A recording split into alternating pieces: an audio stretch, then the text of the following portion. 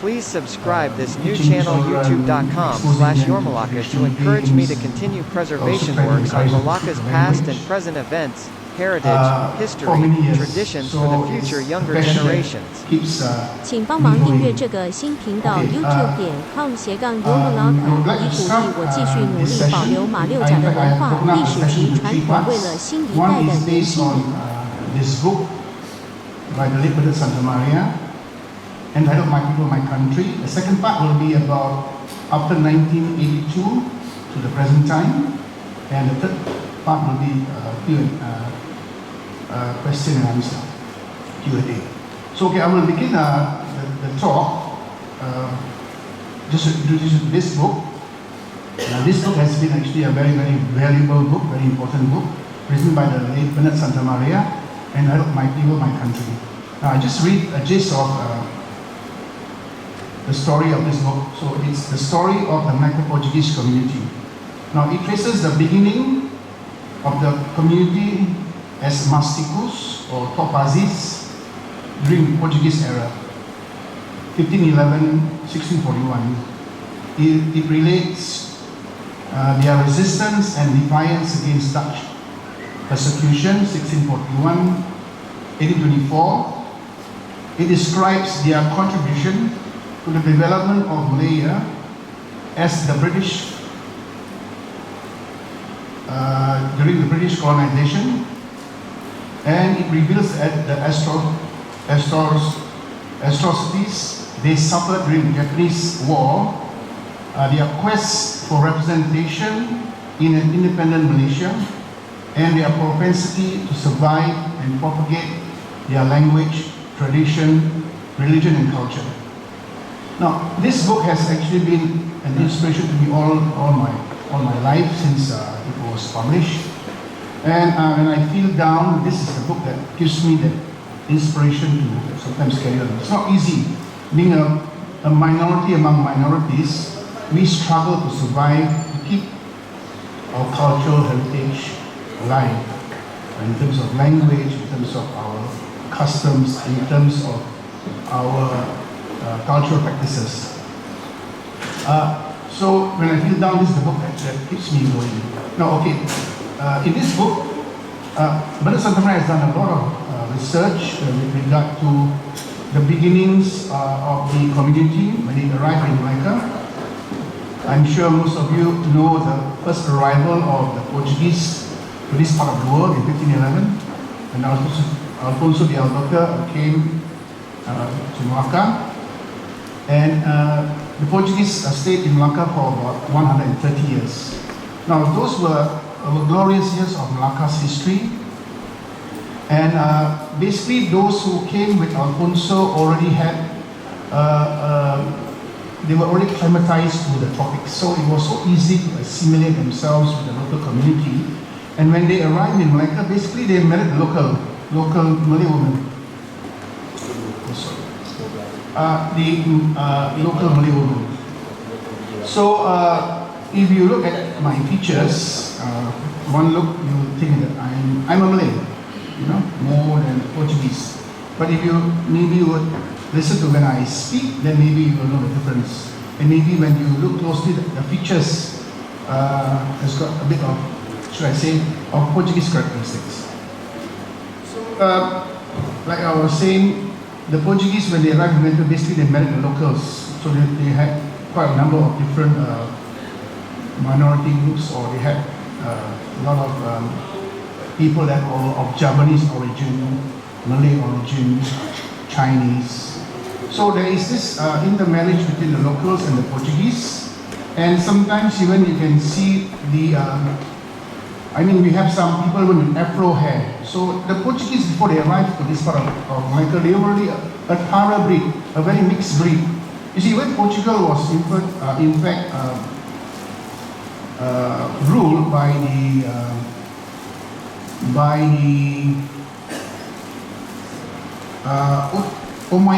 Umayyad Empire for almost 500 years. So they were already actually very, very, should I say, had a lot of, Moorish blood in them, and the most were renowned to be very experts in being good sailors, and they were the ones who maybe had that blood of, I would say, discovery. So basically, those people from the south of Portugal were the ones who Alfonso came with to Melaka. So these were people who were expert in sea travel. So okay, when the people arrived in Melaka, I will not go into much of details of them, but basically with regard to where they lived and where they had their daily routine in this basically 4 places in Melaka. Historically they were found in a place called Frontera, in Kubu, in Gumaraya and Banihile. Okay, what remains in Frontera is basically just its name, Frontera. Now it's called Frontera. Now the word Frontera actually is from the Portuguese word Frontera, meaning it was like a external fortification, outer fortification, rankat, wooden fortification. So the word Frontera is of Portuguese origin, Frontera. That is to indicate that, there was a big community living in that part of Melaka.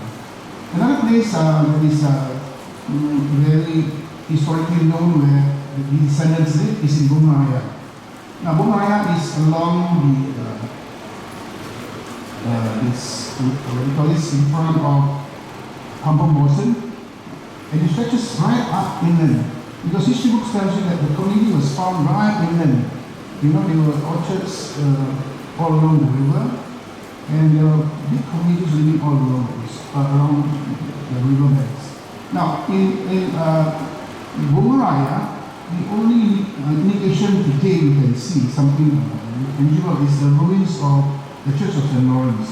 So basically that church was actually a church that was very active during those golden times, golden days. And it only ceased to be active in the 17th century or so. Okay, and then another place where you can identify the Portuguese descendants live is a place called Kubu. Now, this is a historic settlement of the Portuguese in that area. My great-grandmother came from that area. Okay, and one indication to show that it was predominantly Portuguese settlement is the name of the street, Jalan Portuguese. So that is to actually indicate that there was a settlement there. What remains today is just Jalan Portuguese. So there's no more community members from that area. My grandmother was one of the last. And then in Gumaraya, I see we have the ruins of St. Lawrence, just in front of Kumamotan. And in Frontera, only the name. Okay, the other settlement or historical settlement of the people was basically in Banihile. Okay, Banihile, we had quite a big group of people living there. Basically, they were doing fishing and they were into agriculture. And this was actually one of the areas where you have the descendants who married the locals lived, basically. They were doing fishing and agriculture. Now, these were the people who had deeper roots in Melaka, and most of them, I think, couldn't leave Melaka for some reason or so, because they were already rooted with the local environment. They already were into that kind of localized life. So they were the ones who majority left, stayed on in Melaka. Now, I originally from Banihile. Now, in Banihile, the area was very vibrant some years back. We got the Chapel of the Assumption there, and it was a place where people could come together. There was that sense of community, strong because it was really a social community. But when reclamation came, it changed everything. So reclamation even had its effects on the coastal village of Frontera. Okay, and Banihile was also affected when reclamation came in the early 70s and then on to the 80s. So in Banihile, the community there is almost negligible. There is only now about 5 houses left in Riley, when it used to be about 50 households when I was growing up there in that part of Melaka. So as you can see over the period of this 300 to 500 years, how the community have shrunk in numbers, how they have in fact been, should I say, displaced from their historic settlements. I think it's due to, over time, because of development. But finally, I say it was the vision of two priests. They had this vision of trying to save this community. And they had an idea to have a place where they could bring all those who were living in these areas.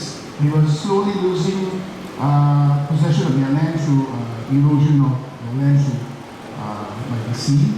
And maybe also being quite depressed, poor community. They easily let go of their possession, the land. So maybe they were either forced out or they were maybe selling out, over the years. So what happened was these two priests had the idea to try to get these people to come and live in a place. So they had the idea of setting up a Portuguese settlement.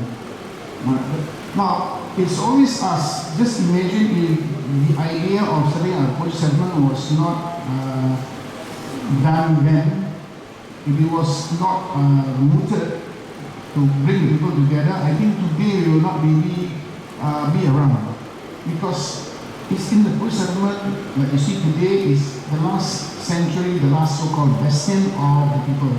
Now, looking back into history, we were living in many parts of Melaka, and today it's only the Portuguese settlement. Now, Praling is almost no more, Tenggara is totally gone, Bungaraya is no more there, Kuo is no more there.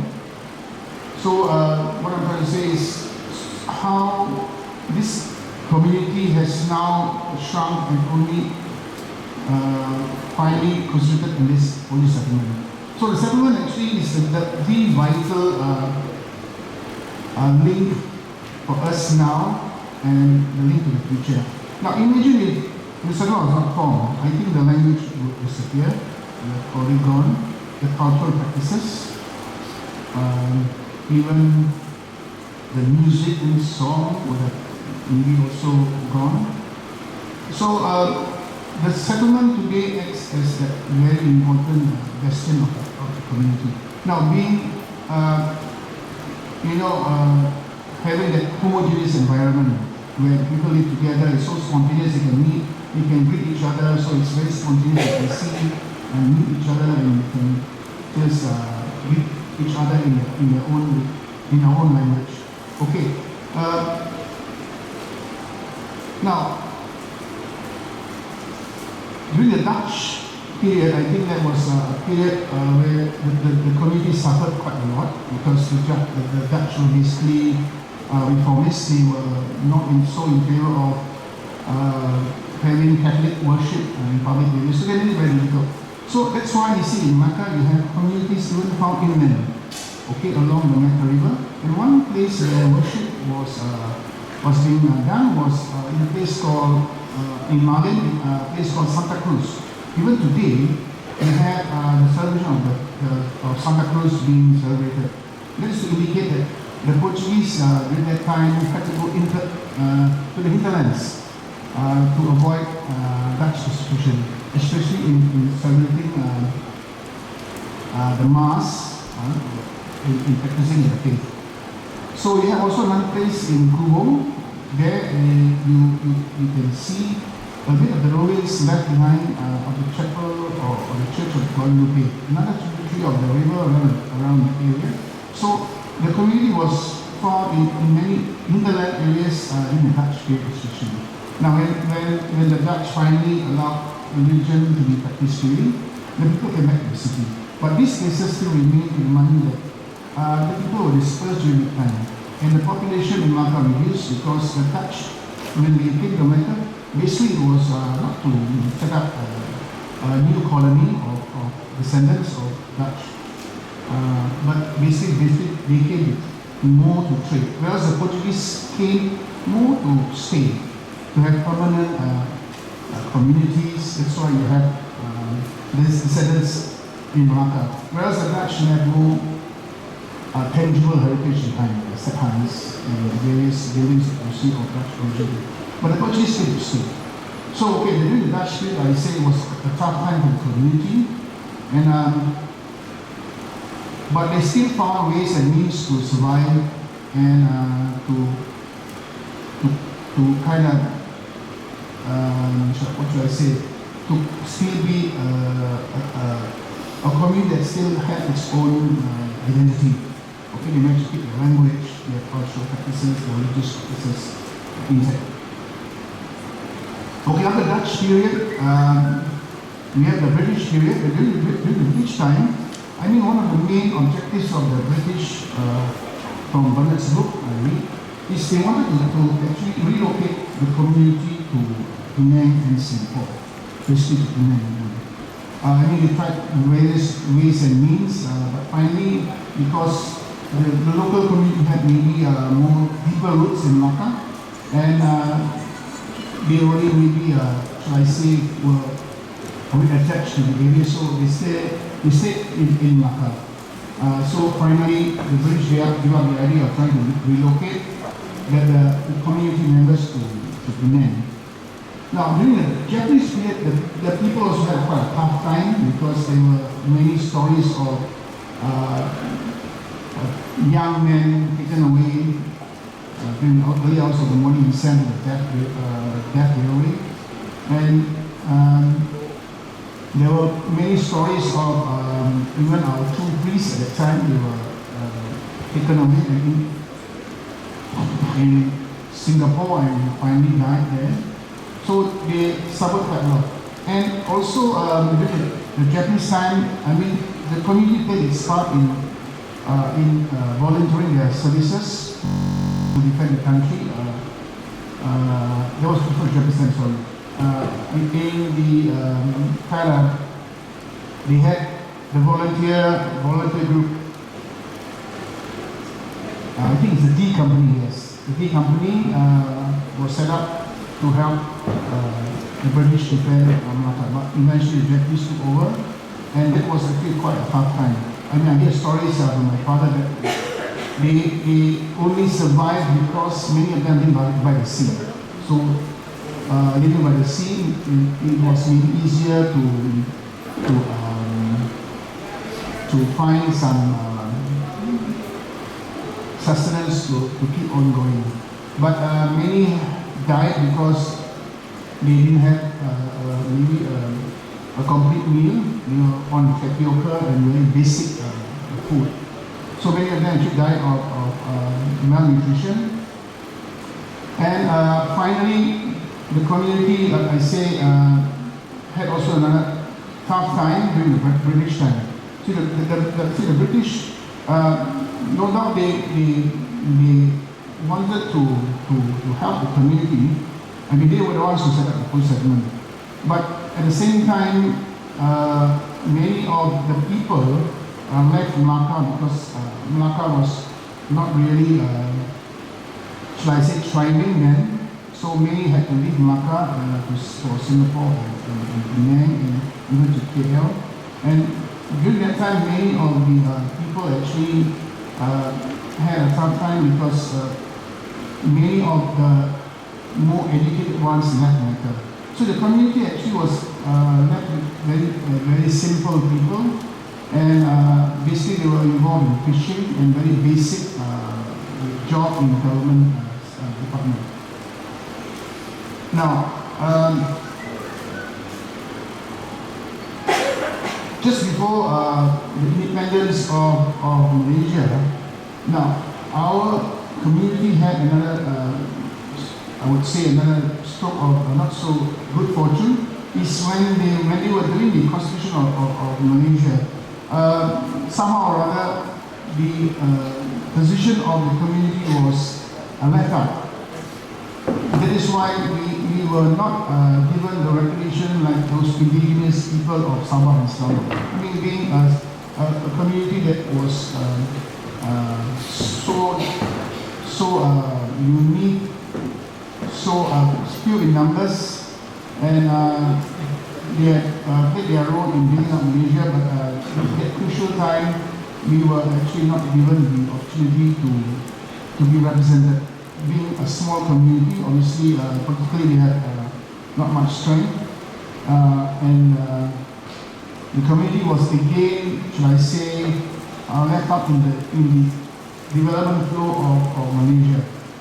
Now, what kept us going actually basically, if you look carefully, is actually the religion, the faith. Now, the people could come together because of that one common factor. Now, the religion and the faith of the people was the one that kept the people together, and the church had a very big role in helping to sustain this community. Because even up to today, the church plays a very important role, and people come together because they belong to one common faith. So if not for that aspect of the community, I think we would have really long disintegrated. So the faith of the people is very important. Okay, the religion keeps the people together. Now, the century of the settlement, I say, is the last bastion of the community, where you still have the language being spoken. Now, the language is actually a very unique language. Some people say it's old Portuguese, but I was in fact corrected that it's not really old Portuguese. We always assume that it had no grammar, but actually it has its own grammar. But it's a very unique form of grammar. There is no, like in standard Portuguese. But the language still goes on in the Portuguese settlement. If you were to walk around the settlement, you can still hear people speaking the language very freely. So that's one place that you hear it being spoken spontaneously. Now, in terms of cultural practices, obviously one of the most popular cultural festivals is the Feast of St. Peter or San Pedro, the Feast of the Fishermen, celebrated on the 29th of June every year, and it's celebrated in the Portuguese settlement. Now here again, the sea and the community is so interconnected. Now it's like isi dengan kuku. If you were to take the sea away, then slowly the community will suffer the fate like how Trunkera and Vanille Island was then. I mean, the sea is so important. Now, the festival is directly related to the sea, being a feast for the fishermen. So we still have a big group of fishermen in the Portuguese settlement. And this group of people are, from my observation, in my opinion, a very important segment of the community, because you can see they still speak the language very freely, they practice the culture, and they are the real transmitters of the cultural heritage of the Portuguese community. One can say is those who have maybe lost contact of family members from the Portuguese settlement, or if they are maybe living away from Melaka, they have a little opportunity to speak or to expose themselves to the language, to the cultural festivals of Melaka. So the fishermen are the ones I feel very, very important that we should maintain that segment of the community to carry on the cultural heritage of the community. Now, the fisherman is having a tough time now because even the seafront of the Portuguese is slowly being reclaimed. Now we are trying to find ways and means to reduce the ill effects of reclamation in the community. And eventually, hopefully, it will maybe come to a suitable win-win situation. It's not easy because it's part of the development of the state, and then it's been actually an issue that we have been trying to solve for many, many years, but it's actually not really actually having much, I would say, progress, because it's still reclaiming our seafront. And like I said, the sea and the community is like isi dengan kuku. We cannot take one from the other.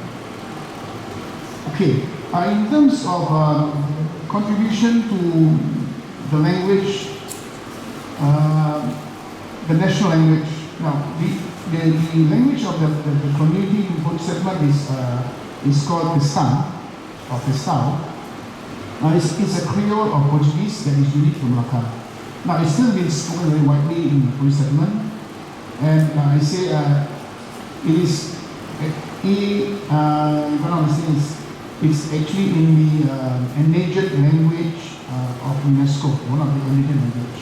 It's in the red book of endangered language of UNESCO. So this language is slowly dying, I would say, if we don't take efforts to try to keep it, shall I say, vibrant and useful. Young people don't tend to want to speak, either shy or maybe they are so influenced by English language, the bahasa language, and maybe they also not into it because sometimes speaking the language is not so, should I say, respected maybe outside. But now there is this there's this new interest in what to learn because many now realize that this language is slowly dying. So there's a lot of groups in Singapore, even in KL, trying to revive and speak this language. So they see the need to preserve this language because if not, it will slowly disappear. Now, in terms of words, we have contributed many words to the natural language. Words like mesa, meaning table, bandera as in flag, roda as in wheel, barco as in pop, almari. Even the word hari minggu is from the word domingo. Sabtu is from the word sabdu. So viola as in viola. So in terms of language, we have done our part in helping enrich the national language. So even in the field of culture, music and song, the Jigli Nona is actually a version similar to the Jogi Lamba or the Rolling. You know, it's got that similarities. Now this question was asked many years ago by Bernard, who was telling the story. At that time, Dr. Aziz Tapa, the speaker of Lancaster Assembly, about the Jigli Nona, which came first, the Jigli Nona and the Now, he didn't want to say, he didn't want to commit, but he outwardly did admit that the Jigli Nona, or the joke is a copyright of Jigli Nona. So, you see how the music has also influenced the music and song of the country. Now, in terms of even music and dance, like I say, there are a lot of aspects of the music that has helped to enrich the national culture. In terms of even the instruments that is slowly that is being used to play in these jogging songs, we have the violin and the accordion. Now those are basically instruments that are brought down, and that also has helped enrich the music and the song of the country. Now in terms of even food, there is also quite a number of dishes that have found into the Malaysian cuisine. The using of spices. The kueh bolu actually is a Portuguese sponge cake. It was actually used as we call it like Portuguese. And even a lot of fruit trees that were transplanted from the Americas to this part of the world, and vice versa. So there were a lot of things that the Portuguese over the years they had done to help enrich the areas that they live. In terms of the post-settlement, now very important is to keep it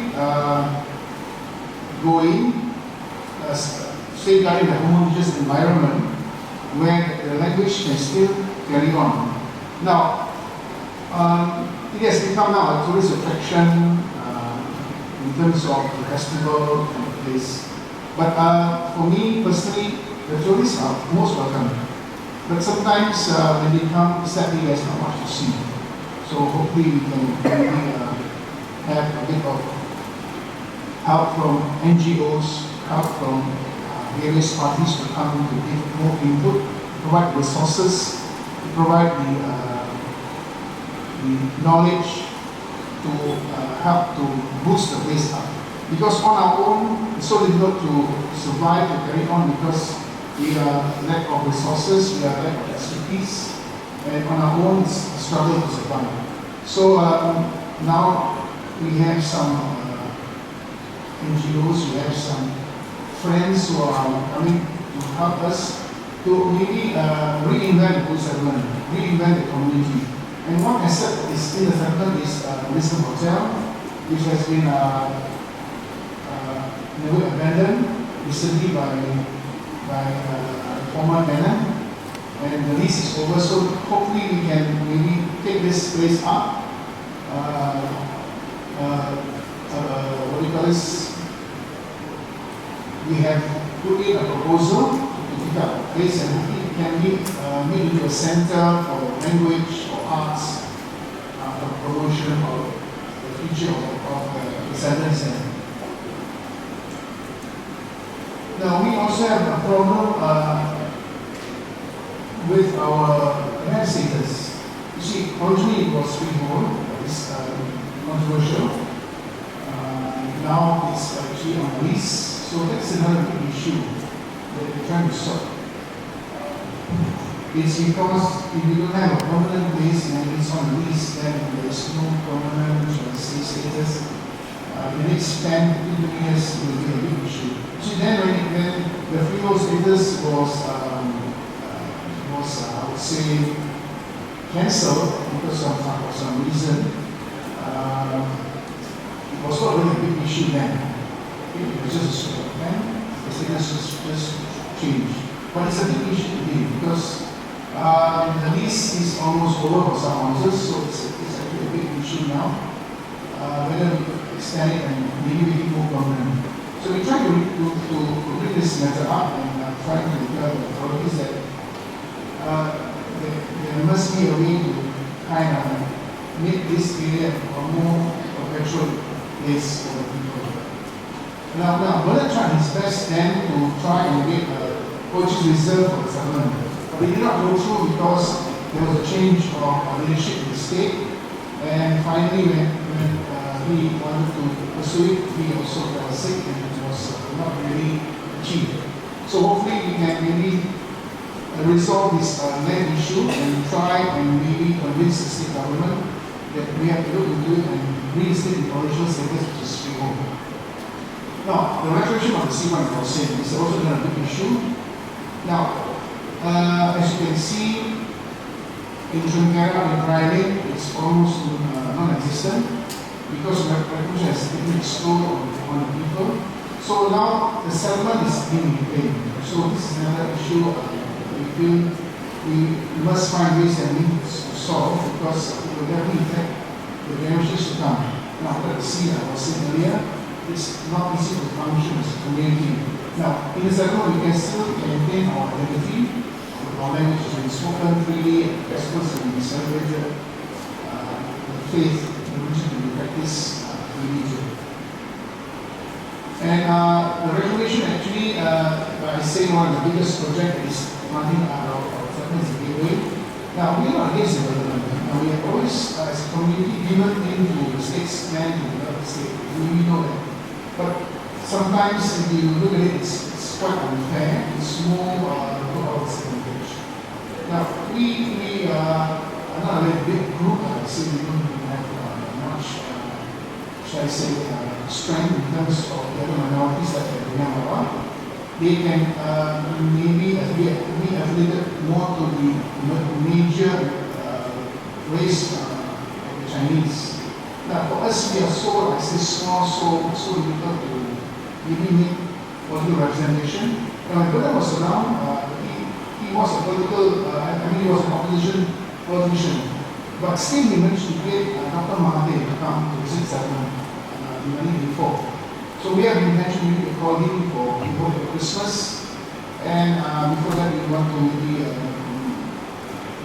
appeal to him if he could maybe give us a Christmas present to maybe reinstate the freehold status and the other outstanding issues that we get at settlement.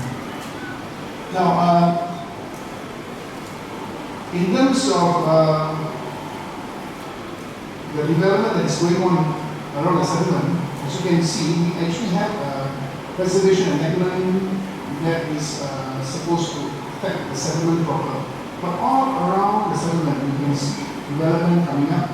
There's no buffer, to protect the high-rise buildings. You see, you get the Beckham city coming up just less than a kilometer away. So all these are actually how we see that it's slowly going to swallow up the community.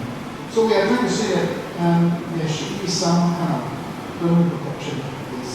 And we are also trying to see if there is a way to maybe have a permanent state for a place like how China is for the of the Chinese community in Melaka.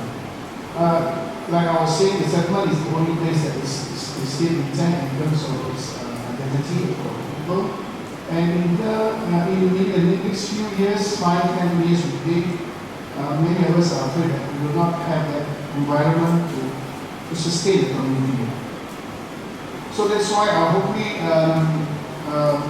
we can maybe through such talks create a bit of awareness that on our own we are starting to survive as a community.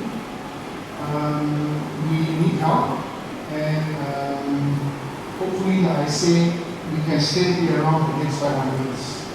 Now, okay, I don't want to go on anymore. I would like to go to my second part, maybe to tell you about our plans that we intend to implement in the settlement to keep the place at least going. Now, we have actually got a new management committee in the settlement, so we are trying to at least get the kids, the children especially, to get them to be interested in the language. So we are actually in the process of starting some language classes, and even into music and song. We also trying to create more awareness that this is a very important aspect of the community. We try to get more young people to come out.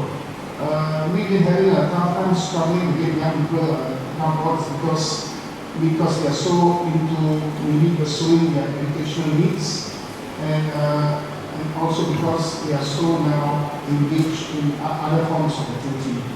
So there are a few steps that we are trying to take to get the community organized, and we are trying to also bring a lot of traditional practices that we have left or forgotten, like the traditional cooking cards, Now, that is one thing that we want to bring in, and then demonstrate how maybe some traditional cakes were cooked during the olden days. And then we want to encourage the young people to get up to dress in Sarong-Babaya. Sarong-Babaya actually is our traditional dress, not the colorful ones that you see while performing for functions. Those dresses were brought in really in the 1950s, especially for court and folk dances. But the traditional dress for the people is still Sarong-Babaya. But it's the lavo, we call it abaya lavo. It's more of the loose form. Unlike the Nyonya Lava, they are more of the very tight fit. So if you go to the museum, then you can see some photographs of our grandparents who dressed in the traditional Sarong-Babaya. So I will still maintain that Sarong-Babaya is our traditional dress. The men used to wear very light clothes, pajamas, and it's still something like I say, you can see photographs, but it's no more today. So that's why these are a few things that we're trying to bring back, and then hopefully even during the feast of St. Peter, we try to bring back some stories of old. We try and also bring in names of fishes, names of places, names of fishing equipment that have either got obsolete or forgotten. So we try to gather all this information and try to put it in a significant. So at least that can be a source of information for the future generations to refer to. Okay, I will end here, and then if there's any questions, I will try and answer. Okay, now is Q&A. So I presume any of you have questions to ask about the settlement, please just ask somebody.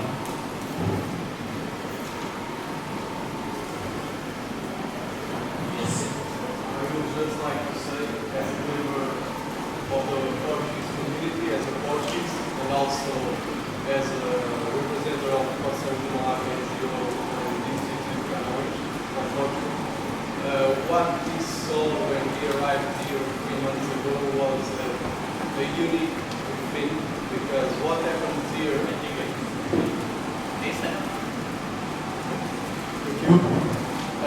what happens here in Melaka with the Portuguese community, you cannot see in any part of the world, even in other Portuguese communities in Asia, in Africa, and in South America. They are with us since the 7th century, more or less 5 centuries. So, after 5 centuries, we Portuguese, we arrived here and we see a people that struggle and they keep the language, and more than a language, they have some cultural identity aspects that is unique here in Malaka. Folklore dance, also in the gastronomy, there are a huge influence of the Portuguese community, and it's incredible to see that because you don't have any parallel around Asia. So I think it's very important to look for this community as a unique community. If they lost the language, if they lost the cultural identity, you are not going to see this anymore. UNESCO already said that the language is maybe going to be lost in a few years. So I think we should do something. Malaka is a multicultural place in Malaysia. It's a city that affirms its identity as a multicultural place. Malaka is a product of globalism and multicultural since the 5 centuries ago. So I think we should help this community. I think, as was Martin saying, it's very important to build something in the Portuguese settlement. There is live heritage there alive, but we need infrastructures to show people how the real cultural, intangible heritage that survived there. So let us help this community, let the future be happy for them. Thank you. Thank you. In fact, there's a saying, we have survived all these 500 years, it's actually a miracle. Now, any other community, maybe given the circumstances, I think would have disintegrated, would have disappeared, would have just been assimilated by the major community of the place. So, thank you very much. I think it's a miracle that we are still, I would say, a community with its own identity, and definitely we need help. So hopefully, like I say, this help can come soon, because we are actually at a crossroads. Now, there was such a recognition in the next 5-10 years. I cannot predict the future, but from my own experience, I can see that it is something that we have to try to find a way to. It's like a win-win situation. Finally, still will be the ones who have paid the bigger price, but at least we have to try to find a way to secure the future. I think that's very important. So thank you for this to be clear that this is one of the last, in fact, the only community of Portuguese descendants with this identity that is still intact compared to Goa, Macau, parts of the Indonesian islands. It's practically all gone. So thank you again. Yes. Any other questions?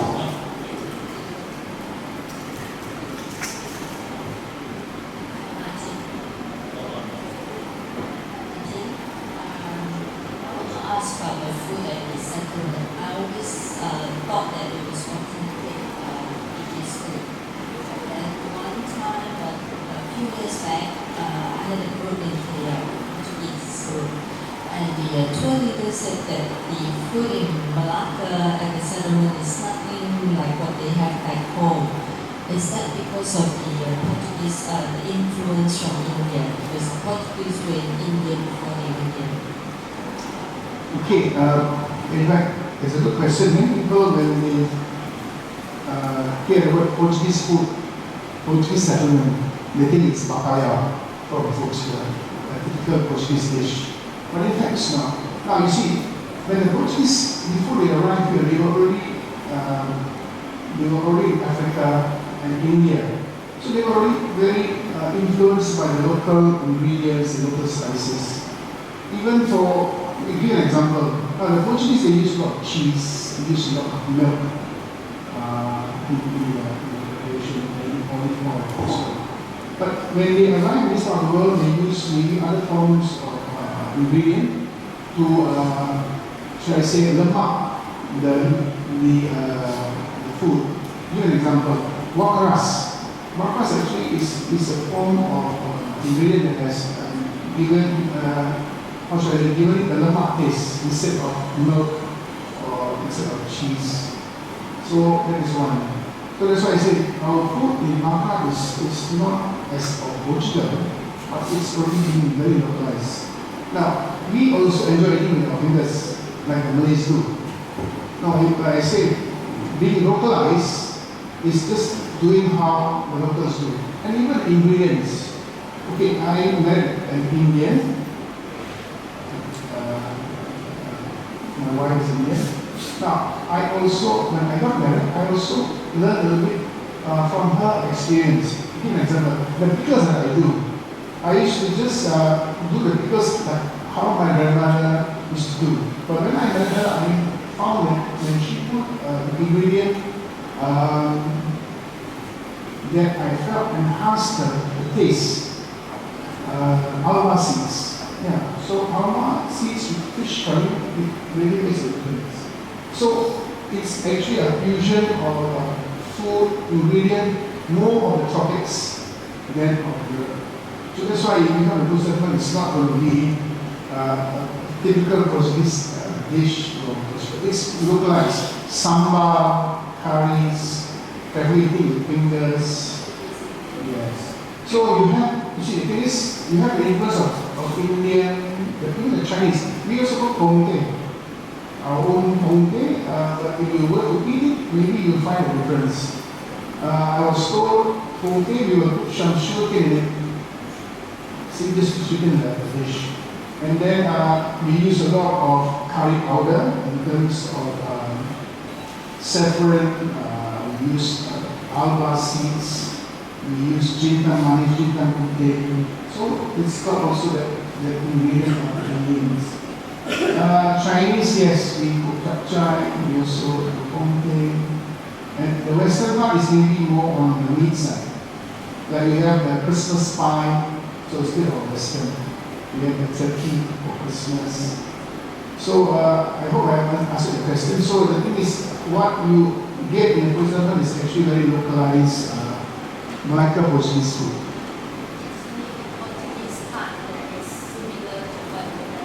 Okay, now there's a combination of Portuguese tart. When I was in Macau, the Portuguese egg tart was actually very popular then, but it's not of Melaka origin.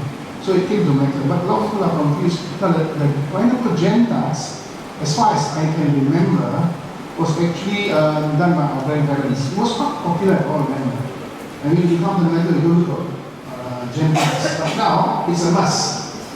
People come to Melaka, jam tarts can be made by Chinese, Nyonya, Malays. It's like something you go for. So made popular maybe by the others, but it was actually prepared by our grandparents. And it was done very traditionally on open fire, using charcoal. It was not big in an oven, but it's become a very commercial item now. Any other questions on that? Yes. Hello, Mr. Martin Theseira. My name is Mr. Abang. I represent Brigates in Melaka. The main topic of my question today is about home. What? Home. Home. H-O-M-E. Home. As we know, there are so many communities and there are so many kinds of races that we have in Malaysia as well. So I want to know, did the ancient Portuguese did the ancient Portuguese have their own carving or style for their home? If yes, how does it look? Carving? Carving like style. Like Malay have their bukan, like Iban communities in Sarawak they have rumah panjang. Chinese with their own style, Indian with their own style. So did the Portuguese nation have their own style? Okay, basically, if you look about Portuguese architecture, it's only found in the tangible heritage that you see around the city. But from what I can say is, after the Portuguese defeat, the people were just scattered. So whatever was left in Melaka was either taken away, destroyed, or just abandoned. And they were like living a very simple life. So it was just basic kind of dwellings. But you look at the common Portuguese, you can only see a house that was actually built in the 1930s. It's just a hut, very simple. Just a window, two windows, and a veranda. So it's very basic. In fact, there were some students who came to study architecture of at least of our community. That's not really very much. Unlike the Malays, unlike the Nusantara, we have many that still kept the insect. But for us, I think from observation, it's only in the buildings that we find the city. As in the, even I think we look around, the influence of the Portuguese architecture is in this tangible buildings. So it's just like normal. Normal. We don't have any special architectural design pattern to associate with the community. Do you know that the normal modern, the British settlement there, the British were inspired by normal modern. So that's the concept of more or less the same. Normal modern and normal modern. But for 1930, normal modern 1930, more or less it was copied from normal modern. So anything else? Yes. But thank you very much for sharing this from the heart. I'm also Latin. I come from Bomet, it's about 2 kilometers away. But my maternal grandparents, my mother's parents, live in Penduduk-penduduk. Just is the house beside convent of the Holy Infant Jesus. So when I was a very young girl, we used to go to this Kampung Portuguese with our big pulang, because my grandma is a baba, and she makes the beautiful nyonya kuih. So we go and sell there. Funnily enough, we didn't make any friends. We were friends then only. Then when we grew up, we just went our way. So what I want to say is that when we were growing up in Melaka and with our friends, Melaka is so unique. My house is in Bongan. We are very near the Chiti community. So we also had friends when I was young then. And then the Chiti and then the Portuguese and then me coming from Baba, we just live like this without is a preoccupation with identity. Like, so, we have a Portuguese and a Baba Nyonya and a Chiti and we're talking about rights and everything. Then we don't bother about this. But like I said just now, this heightened consciousness of who we are and how important it is that we assert our identity. But in the context of a multi-ethnic society and Melaka being UNESCO heritage site, that multi-ethnic, multicultural is very important. So what do you think is the market there? On the one hand, we want to promote our identity, but on the other hand, in the Malaysian context, how do we blend this kind of tools and sort of quite separate, but how we can work together and become one, maintaining our diversity? Okay, I experienced this in our village. We have the shopkeepers speaking the Kusam language. We have the barbers looking on the basic language, the fishmongers. So I think it's that daily contact. As long as you are living in the vicinity, you have the contact. I think that multicultural, that intercultural, shall I say, blend will stay. But the moment you move out, say into KL, I think it's not so easy to have somebody to speak to you in that kind of language, or even the environment will not provide. But in Melaka, if you still have contacts with say the Nyonya Baba, give an example.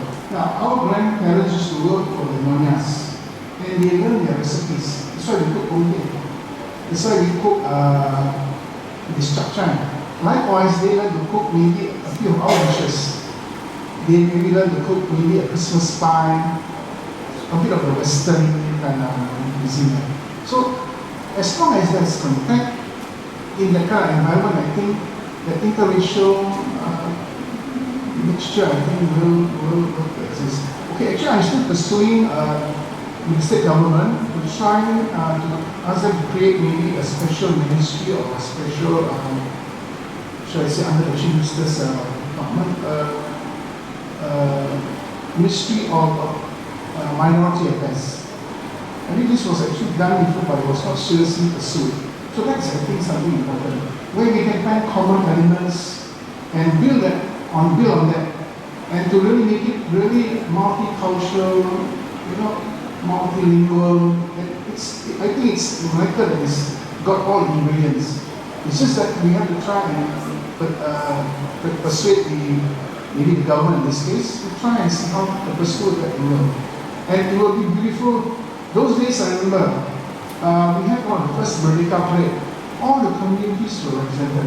Now I feel a bit for the Chini Melaka, but I think I see they are a bit getting organized. I feel a bit for my Gujarati friends. We had lots of festivals when I was young. I remember very nice to see. Even for the Ceylonese, this minority, but they are slowly being, should I say, neglected. Like, they have their own, but it's not showcased. It's not being put on a parade like Merdeka. All the minorities should be given the opportunity to maybe parade, float, or at least represent in their language, in their music, dance. Everyone is unique, even the Sikh community, they have their own unique attitude. For that matter, even some communities like the Javanese, I think they are still a few here and there. Because our ancestors actually have got a bit of Javanese, but our grandparents, actually grandmothers especially, those days, we had quite a lot of Javanese ancestry.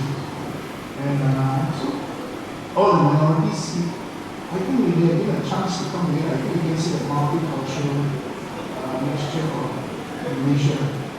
Sorry if I answered the question. Yes. I was born and raised in front of St. Francis Church.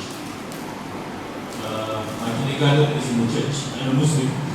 My kindergarten is in the church. And in that kindergarten, we have a lot of other races like the Indian, the Malay, Chinese, and the Filipinese people. So that was fun long time ago. Yeah. So my godmother is a Portuguese. I don't even know where I was born. Yeah. So that is what I have learned. It's fun. Not now. You'll find all those things. So somebody asked me about marriage. Is there any intermarriage with other races? Okay, actually intermarriage started from the very beginning. The Portuguese they married the locals. Okay, intermarriage actually is becoming more common now compared to during my grandparents' time. My grandparents' time, maybe the intermarriage percentage maybe was about 30%, give or take. Now during my grandparents' time, maybe it increased another 10%. But today, intermarriage is way more common, maybe it's 50%. Because more young people are going out, they're exposed to other areas.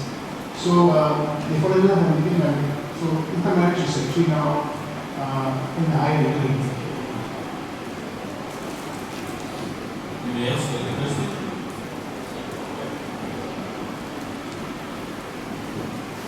Thanks, Martin, for giving this talk. I was very interested in what you said about the music, about the history of the Portuguese bringing the violin and the accordion.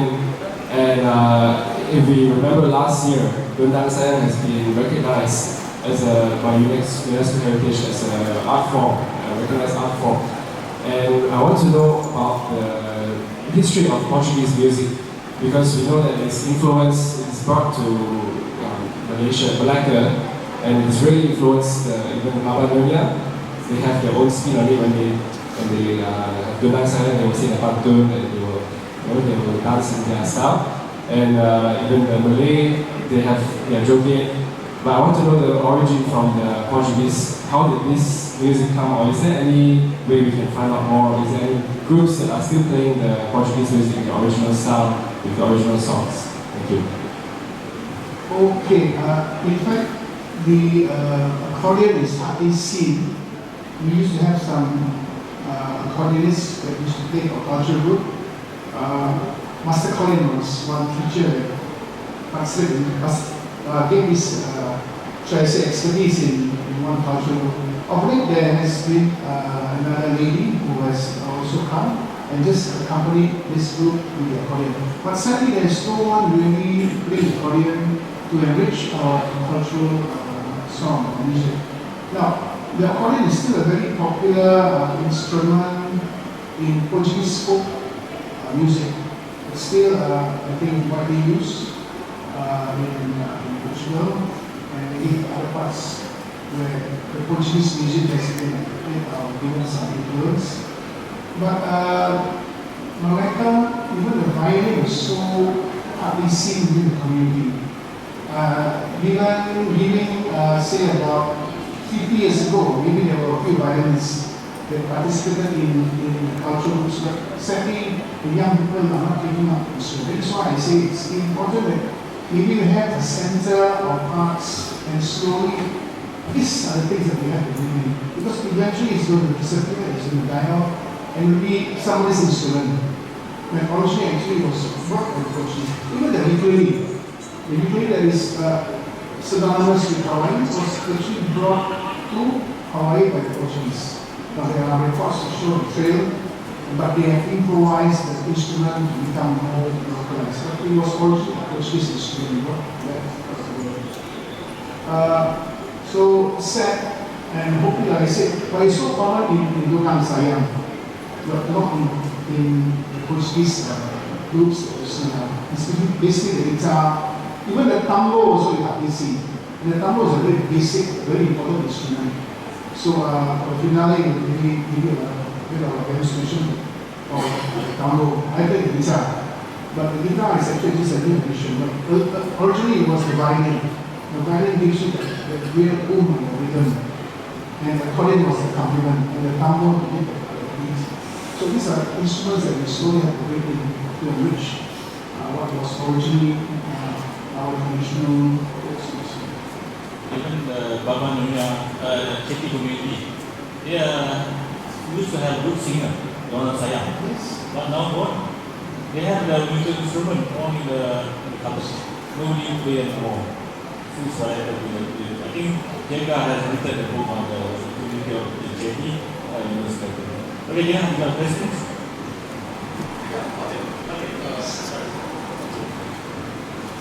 Just following up the question on the music, you have the same Metro Festival. What kind of music do you have during the festival? Okay, you have been to somewhere, it's very modern now. You have a band really with very modern instruments, a keyboard, electric guitar, electric bass. So it's very, very modern. You hardly use the ukulele, which is a very basic instrument. Okay, the guitar is there, but basic instruments like the violin, you don't see that. You only really see in a group that plays country and western, but they play that kind of music, but not the traditional music. There is a guy by the name Alvin Fletcher. Now he's an all-rounder. He used to play, but sometimes they say not cari makan. You know, so you have to go and play in parks or whatnot. But that's not his main instrument. See, because like I said, there's no, should I say, resources to maintain a group of that nature. Whereas if you have maybe set up a school of arts, then maybe you have resources to support such a group. And then you can really get more young people. At the moment, there is none. So hopefully, like I said, this is one of our plans. Okay, you can get these things coming and maybe encouraging more young people to come. So that's the instrument part. What about the music itself? What kind of songs do you play? Okay, basically music, even if you go to some radio, it is quite modern.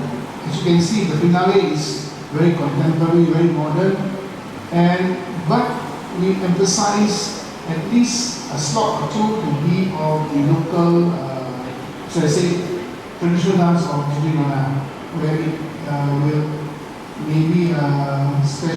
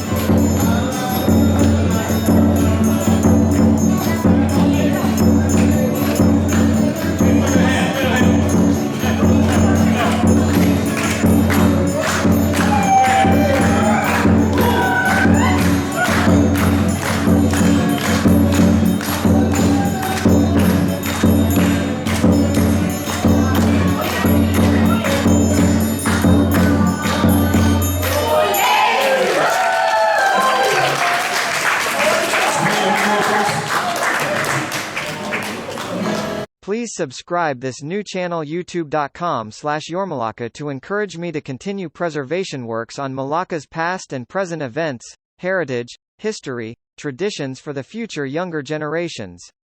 请帮忙订阅这个新频道 youtube.com/yourmalaka 以鼓励我继续努力保留马六甲的文化、历史及传统，为了新一代的年轻人。